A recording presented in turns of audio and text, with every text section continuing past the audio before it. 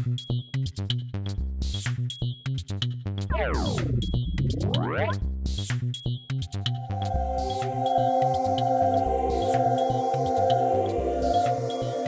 everybody, Richard Seaton here from IamBusinessNinja.com.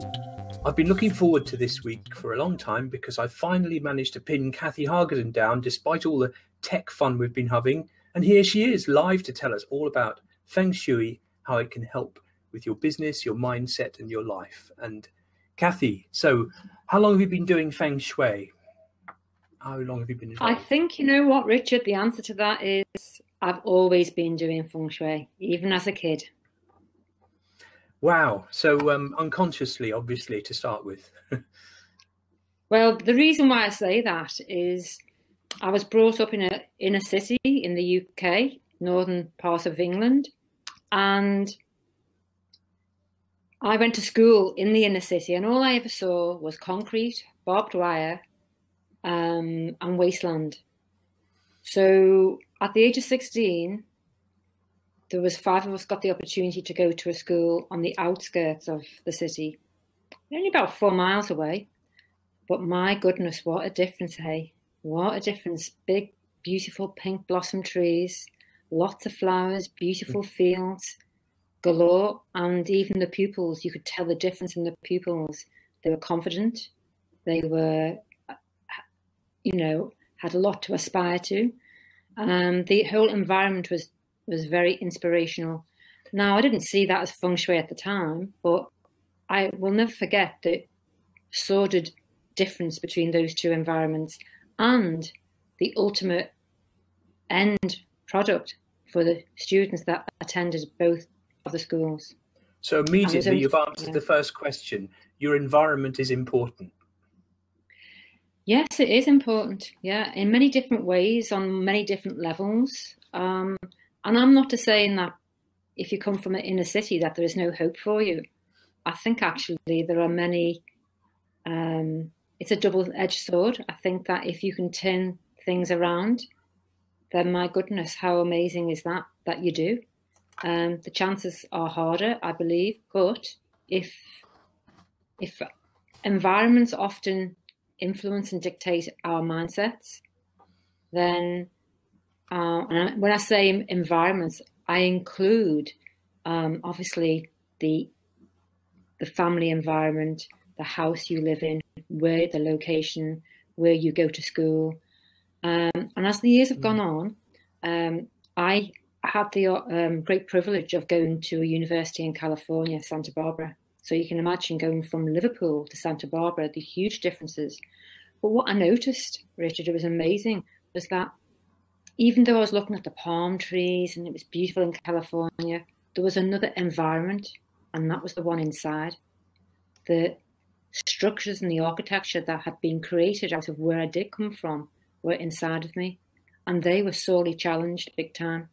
And it then went on to ask questions about identity. Who are we really? Are we just our environments? But for the sake of Feng Shui, I mean, I'm going deeper and deeper here, but just for the sake of those who actually want to implement some of the ideas I have, or I've been teaching. I have been teaching it for about 23 years, having studied the I Ching and the 5 elements and many other different aspects that all filter into Feng Shui. Whereabouts have you been doing that? Has that been in the UK mainly, or have you travelled? No, I was out in Australia last year and helped some businesses in India.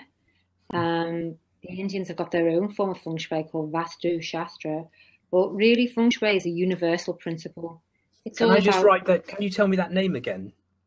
Vastu, Vastu. Yeah. Shasta. Sorry, STRA. Vastu Shastra. Well, they have a different use of the compass points, but the whole idea is take command of your environment so that it's influencing you, both in your mindset, both in your mentality, your emotionality, and ultimately the spirituality. So it's basically the correspondence between what goes on inside and what goes on outside, and how to get the balance to work, as what I'm picking up. Well, No, I'll be honest with you. Feng Shui is very much based on the environment on the outside. What I'm saying, what I've realized in the teachings I've done, is that I've just written a book called Inside Out Feng Shui, and it's about how, besides changing our environments on the outside, I now realize that, we need to change the environments on the inside. So if you do come from certain environments, that aren't particularly fruitful or aligned with success or wealth, then go inside and change the architecture. Because my premise is that,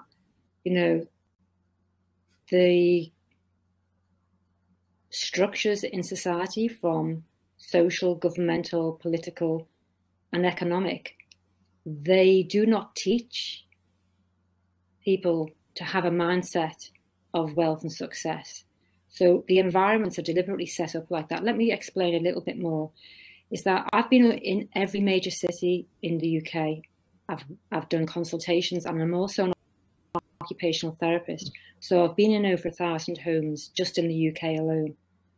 And you'll go to certain estates or places where there'll be a fish and chip shop, and there'll be a pub, and there'll be an off license. And so they have every shop that basically feeds into people's means and ways of dumbing themselves down. I'm sorry to say that, but that's where I live, actually. Well, you'll find that's very common throughout the whole of the UK. But, these are places where, people aren't supposed to aspire to anything. And, if we want to look at political feng shui, we've only got to look at all the major political buildings right across the world, where they've all been designed in a way that all the energy... Let's start off. What is feng shui? Feng shui is all about energy. That's what it's about. It's about how you kind of allow the energy to work for you. And the only way that most people have control is the inner architecture, that is their inside, and their immediate space on the outside. What I mean is the room. I've been into people with homes where people are mentally ill, and there's nothing in the flat. They've been put up on the 10th floor. Yeah.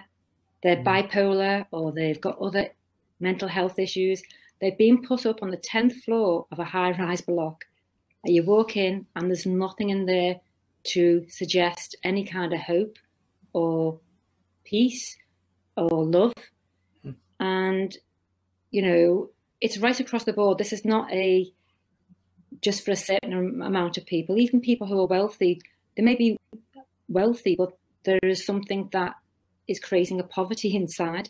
So that's why I'm now looking at inner feng shui.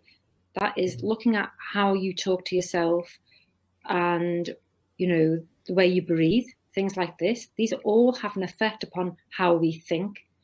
And at the same time, what's on the outside, so what pictures you have on the wall, what are the aromas, the orientation, the amount of light, the quality of the air, the electromagnetic field, the presence of plants, of nature. These are all indicators of what is affecting you. Not to mention one of the very interesting subjects I find out of all this, and people don't practice in this country. I've just come back from India, where they very much practice it. And the Native American Indians I spent some time with, I like to call them the First Nation, actually. They would never move into a space or settle in a place if they hadn't cleansed the place first. Now, this is, I'm not into the New Age stuff, so I don't know what they do. But I do know that if you look at Dr. Emoto's thesis about water, water holds memory. And there's moisture. There's got to be moisture in most spaces. Yeah. So water holds memory. It will hold the thoughts of the previous people that were living there, previous tenants. And if, people weren't particularly positive, or they didn't have any positive thinking, or just, a lot of people have fights and arguments, usually about money, and they're just hanging in the air. And someone buys this beautiful place, they walk in and they live out the same patterns, because our DNA is a pattern.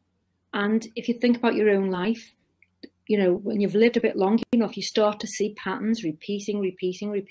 And nature is a pattern, isn't it? There's patterns in nature. And they actually follow a mathematical equation, and our own DNA does. So how we live our lives is also a pattern. And unless you're conscious of that and aware of it, and unless you start to change it, and changing it in simple ways, and one of the ways that I teach is to cleanse that space. So you're starting afresh, you know, as the expression goes, clearing the decks. And if people just do that one thing, then that will be a huge impact upon how they live in that space. I absolutely, completely relate to what you said about the most disadvantaged people in society having the roughest environment and the deal that they get given in order to try and move forward. It's an impossibility. I do understand what you said there. What I would like to say, because I don't want to come down or disinherit the wealth of creativity that lies within everybody. And that's why I've written this book, Inner Architecture. It's like everybody has that intelligence, and we do know of all the people who have come from areas that would deem them not particularly positive, but actually have championed those environments and exceeded and transcended them.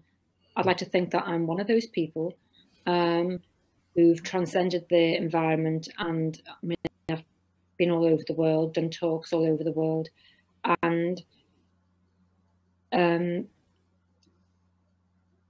everybody has that creativity in them. It's just that the doors within them are locked firm, and a lot of us are taught to lock those doors at a very early age, may I add, by an education system that doesn't actually champion people's creativity or intelligence, but more their parrot fashion learning.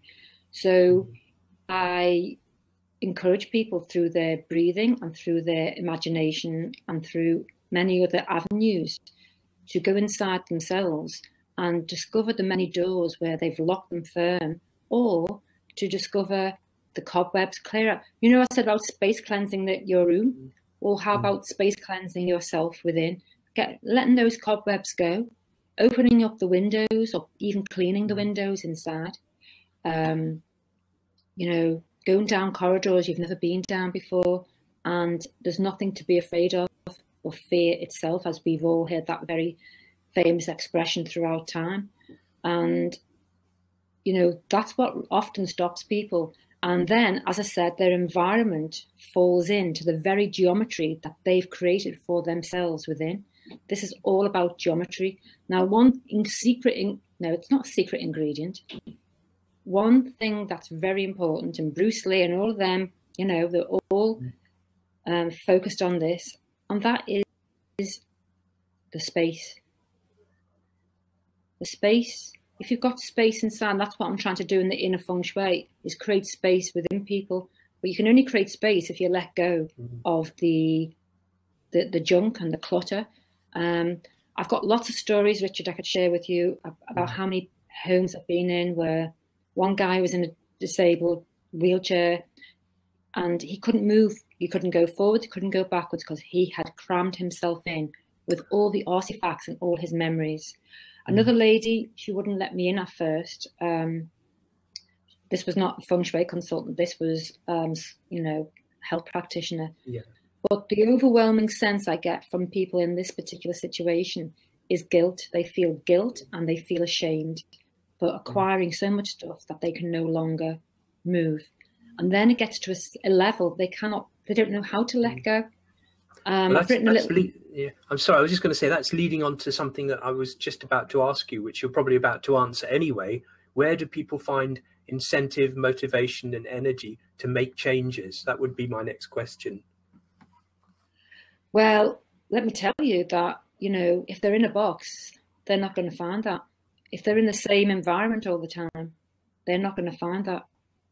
They either have to go outside their environment, or they have to listen or meet somebody who challenges that or who inspires them to go beyond that box. And that's what I want this chat to be about, actually, is inspire people to, you know, I'll tell you again, I have been in so many homes. Another example, I went to a home with two dairies, a man and wife.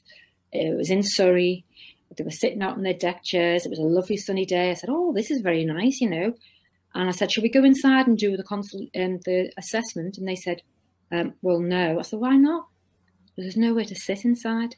They had 60 years worth of congregated stuff in their life. There was nowhere to sit. Another example, went into another household where there was a child who was very, very ill. Very ill.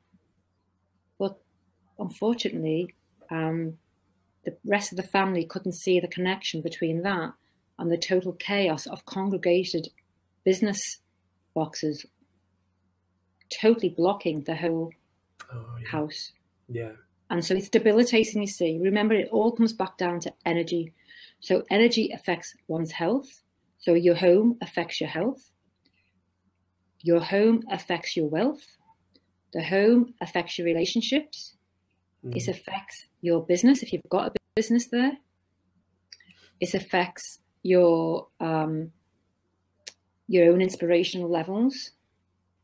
And it also, you are contributing to the space patterns that you cannot see. Remember, 80 to 90% of what's happening in our lives is invisible. We can't see what's going on because it's a not just a sensory, but a spiritual thing going on as well. So, you know, how we feel is not just about senses. It's also another ingredient. Like Nikola Tesla said, if you want to understand the universe, look at frequency, energy, and vibration. So how can you change the vibration in your home? And That's amazing. I've already given I don't even do any feng shui, Richard, until the first protocol is the clutter. I can't do anything until your clutter is sorted.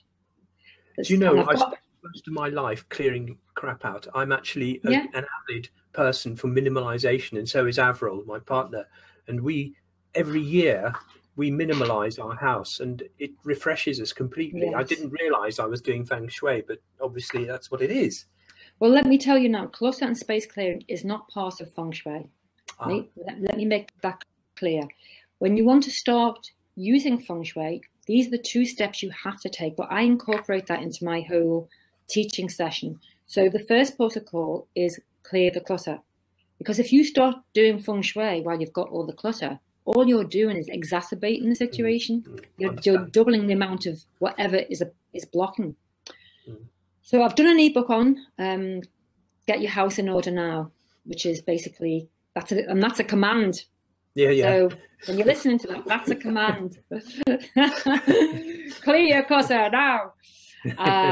And you can sign up for that. And then the space clearing ebook on how all the other cultures do this. They cleanse their spaces. Now, it's not a guarantee to, receiving gold ingots the next day, let's be honest. But in you participating, you're actually connecting with your space that you're living in. And I want to come back to this whole thing of space, is that if there is no space, nothing new is going to come in anyway. And that's true on the inside, and it's true on the outside. If you haven't got space inside, then how can you be open to receiving new people, new ideas? Yeah. And I believe that everyone's creative, and that when that space is made, that creativity and the intelligence comes out in them. So those are the 2 important steps before you start the Feng Shui. And the Feng Shui... Declutter and cleanse. Good for you. Good for you. Yeah. And the premise of Feng Shui is all about pulling in the energies of the universe so that you can create your own Shangri-La, so to speak, within your immediate environment. I've got a little story for that one. I did a clinic in the north of England. I can't be too specific about this because it's quite confidential, but there was a guy who was a professional legal guy, and he had tried to commit suicide, and somebody else was dealing with him on that. I just came on the very last session. He was coming for his last session. And he was getting prepared to go back to his business. It was his own business, and he didn't really want to go back. And he'd recovered, but so I said, "Well, tell me about your office. What does it look like? Where is it you're going back to?" So he described the office. I thought, okay. I said, "When you're sitting at your desk, what is it you're looking at?" He said, "A blank wall."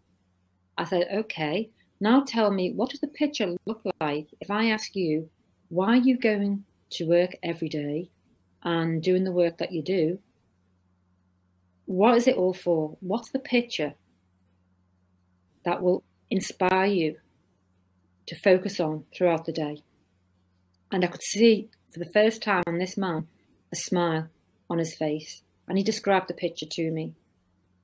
And what I want to say to people is that you may think pictures don't affect you, and colours and shapes and designs and aromas, but I can't really explain it on this little chat session here. But everything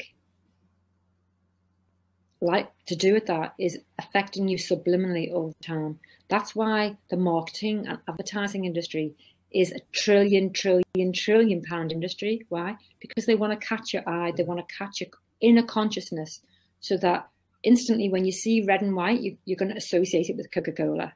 When you see certain symbols, you're going to associate it with products of great elegance, Bentley, Audi, and all the others. I'm not familiar with too many cars, but Jaguar.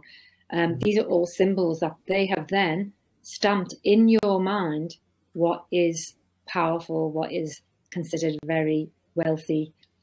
And yes, I mean, these are great assets to have, but you can see the associations being planted in our minds at a very early age for those of us who grew up with the TV, and it's carried on in just many different ways. So I invite people, when they understand the principles of Feng Shui, to actually create their own advertising campaign, but in their own home. So how do you put things up in and around your own home and space to support you, the economy of you? Because that's the only economy that matters. Because when your economy is fixed and doing well and thriving, that's when you can look at other people and assist them in their economy. But if your own economy is not thriving, you can't help other people in the economical way. You have a question? Yeah. It's more of a statement. Walter, your art collection, that's interesting actually, because I happen to know that Cathy's quite interested in artworks as well. Yes, when you think of ultimate wealth, think of me and my art collection. Well, art and me, I don't know what kind of art, Walter, that you sell or you exhibit, but art is very, very important about what you have on the walls. What's the message? What's the subliminal message? And if you go into it deeper, like an art historian, what was the intentions behind a lot of these artists writing these? I studied some of the pre-Raphaelites, and a lot of those women who were painted by Rossetti and Holman Hunt, they were all working class girls, but there was a romance of the beautiful working class.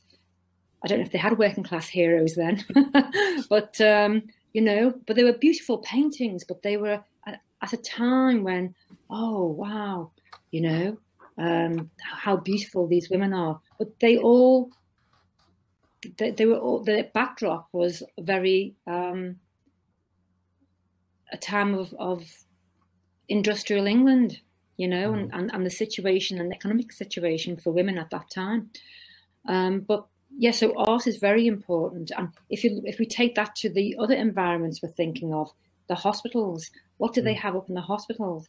Last week I was in the Marriott and I walked into the reception and oh my goodness, they had 2 canvases of red blob. There was nothing in it. It was supposed to be, this abstract painting. And it communicates nothing to the customers. I've since approached Marriott and suggested what they need to put up there to inspire people to welcome them more. And nature is always a great way of calibrating people's energy. They absolutely Deep down, if you look at when people are in hospitals, I've even been into intensive care units and helped them create something that would bring people back to a life in a step-by-step guide, so to speak. Promoting recovery, yeah. Yeah, and healing, rather than waking up to a white room with a monitor and a white coat. This is not conducive for the human spirit at all. It's just not conducive. I myself have woken up in a recovery room, and we need to have more healing pictures around us. Plants, trees, these are the givers of life as well. And so that's just one aspect, is the artwork.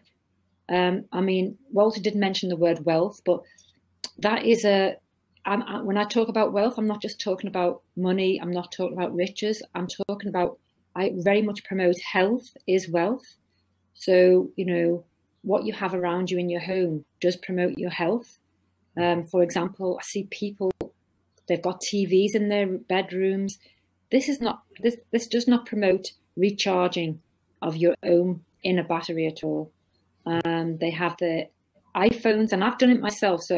But I've stopped that now. iPhones next to them, which doesn't make for good relations in the bedroom anyway. And distraction, yeah. It is destructive, and it's only the very disciplined person. Distraction as well. Yeah.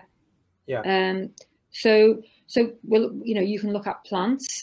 You need plants to bring in the oxygen during the day. The use of light, you can put crystals or colored glass. So color is very important, because that, as you know, uplifts people. And Feng Shui is about the 5 elements.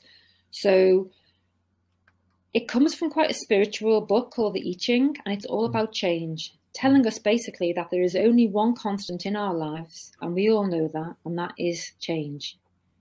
That change is constant. So if we can get to grips with that, then when change does come, it's not so much of a trauma for people. And I see people don't want to go out of their own environments. They want to stay holding tight, gripping to, they don't want change, even if it means something better, And the concept is that there is always yin and yang. We live in a life of duality. So, there is good, there is bad in all of us.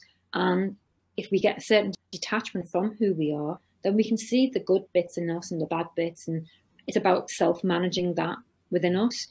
And out of those 2 extremes of yin and yang, which are energies that oppose, they're just complementary and oppositional as well.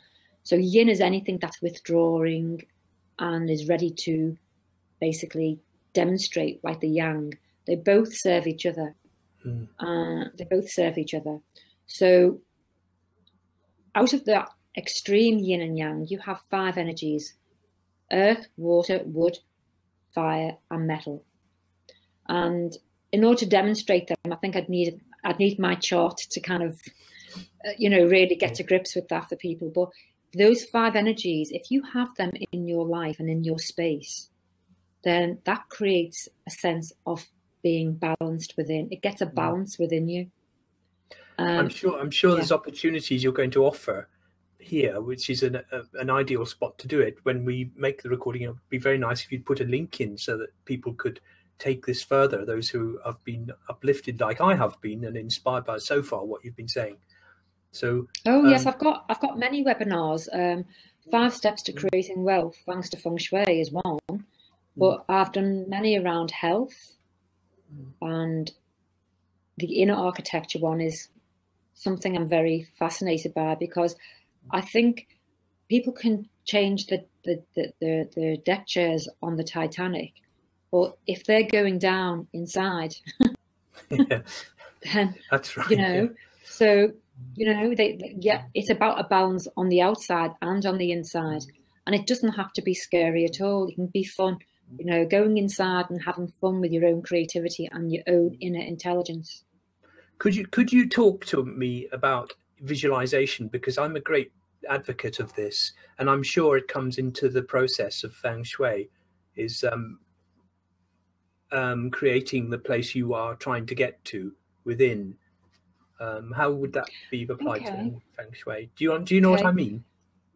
Well, let me answer it, and if it's wrong, you can tell me. I actually start off with the breathing, because the breathing creates the space inside to go inside. I've been doing for the last 18 months every day similar work with a partner of mine in Cyprus, and we've been doing these visualizations every day. Now, when I say visualization, I have a friend who says, oh, I can't visualize anything. I can't see color. I can't see pictures. So what we also get into is, how do you want to feel? Because some people are more kinesthetic. They can feel how they want to be in the future. But I don't even talk about the future. I actually say the future is now, you know? So how do I want to feel now?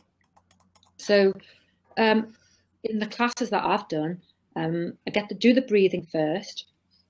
And I actually do some exercises, Richard, that make people start laughing.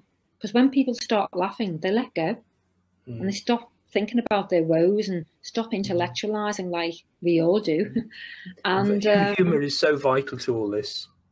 Totally humor. Yeah, I mean, I've just seen a few speakers, and one guy was Irish. I tell you, he had such great humor. It's the humor that actually communicates the knowledge and the wisdom and the insight, actually.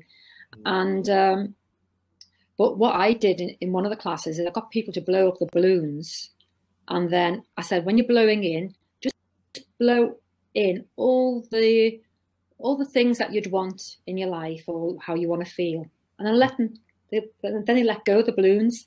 And we have fun, you know, because the balloons go everywhere. But you know, even if it's sparkles, blow in the sparkles, and all this. It's like childlike, but it actually helps people to, especially adults who are stiff and full of woe sometimes, you know, or stuck in a situation or in a pattern they can't get out of. So then close your eyes, and I can take people to all kinds of places because I've been around the world a couple of times. So I know those places, the exoticness and, you know, the, you know, fantastic colours. So I work on colours and I work on smells, because aroma is integral to people's experience of life. That's so true. That's so true. I remember when I was about 13 in the Black Forest, I smelt pine and I saw this gorgeous goshawk, and that's the place I go to when I need to be separated out of it. Sometimes I just sit there, and if I smell pine, immediately, bang, I'm straight back there. Unbelievable how powerful that is. Oops. Well, sorry about that. Well, I used to one moment. Sure thing. Sorry. I used to teach aromatherapy for many years in Manchester, and the effects were absolutely brilliant. But the area that affects the sense of smell is the limbic system. The olfactory nerve runs up into the limbic system in the brain, and the limbic system is responsible for works for the emotional side. So that's why when we smell something, we actually connect and feel like a memory or a feeling associated with that memory. If you go into the law courts, there's a certain feeling associated with going into a law court. Terror. Then you go, terror. Yeah, but I was in there recently, and it's, you know, for those people who are not living in England, it's everything that Charles Dickens described. And that was 200 years ago. Nothing's changed. Yeah. Nothing's changed. Much. I've really enjoyed what you've said. And I'm going to post this on the Facebook when I've edited it down and put in the link to your website, plus an encouragement to let people know about inner architecture, inside out Feng Shui, and anyone who takes inspiration and you know, from this, contact Cathi. I've known Cathi for some years, and I can tell you she'll go to the ends of the earth to help you, and that's a fact.